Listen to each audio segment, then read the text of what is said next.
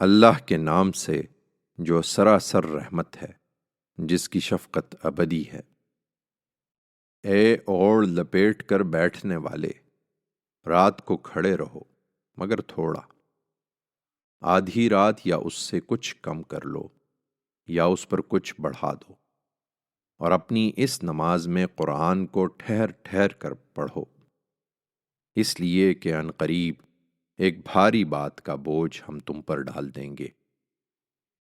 رات کا یہ اٹھنا در حقیقت دل کی جمعیت اور بات کی درستی کے لیے بہت موزوں ہے، اس لیے کہ دن میں تو اس کام کی وجہ سے تمہیں بہت مصروفیت رہے گی، لہٰذا اس وقت پڑھو اور اپنے رب کے نام کا ذکر کرو، اور رات کی اس تنہائی میں سب سے ٹوٹ کر اسی کے ہو رہو۔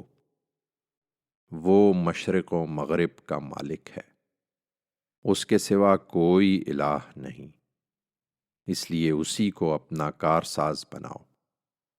یہ جو کچھ کہتے ہیں اس پر صبر کرو، ان سے نہایت بھلے طریقے سے صرف نظر کرو، اور ان جھٹلانے والوں، ان اہل نعمت کا معاملہ مجھ پر چھوڑ دو، اور ان کو بس ذرا سی مہلت دو۔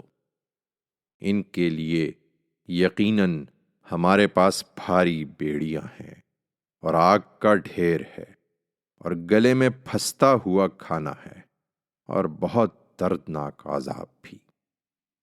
اس دن جب زمین اور پہاڑ لرز اٹھیں گے اور پہاڑوں کا حال ایسا ہو جائے گا گویا ریت کے ٹیلے ہیں جو بکھرے جا رہے ہیں۔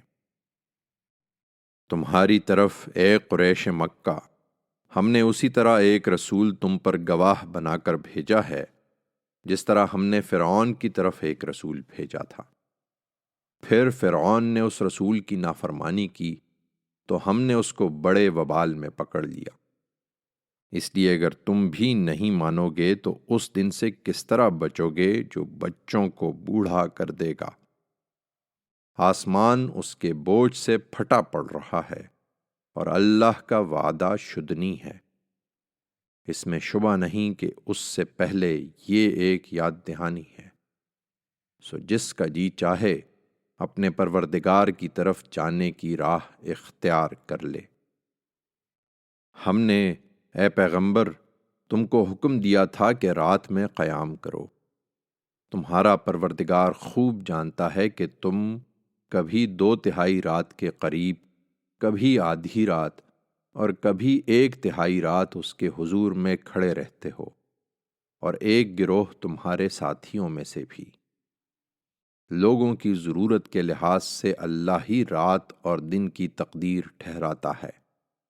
اس نے جان لیا کہ تم لوگ اسے نبھا نہ سکو گے تو اس نے تم پر عنایت کی نظر کی۔ چنانچہ اب قرآن میں سے جتنا ممکن ہو اس نماز میں پڑھ لیا کرو۔ اسے معلوم ہے کہ آگے تم میں بیمار بھی ہوں گے، اور کچھ دوسرے وہ بھی جو خدا کے فضل کی تلاش میں سفر کریں گے، اور کچھ دوسرے جو اللہ کی راہ میں جہاد کے لیے اٹھیں گے۔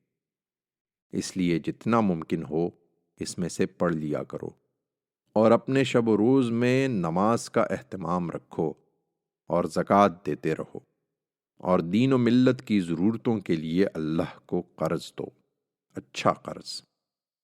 اور یاد رکھو کہ جو کچھ بھلائی تم اپنے لیے آگے بھیجو گے اسے اللہ کے ہاں اس سے بہتر اور ثواب میں برتر پاؤ گے۔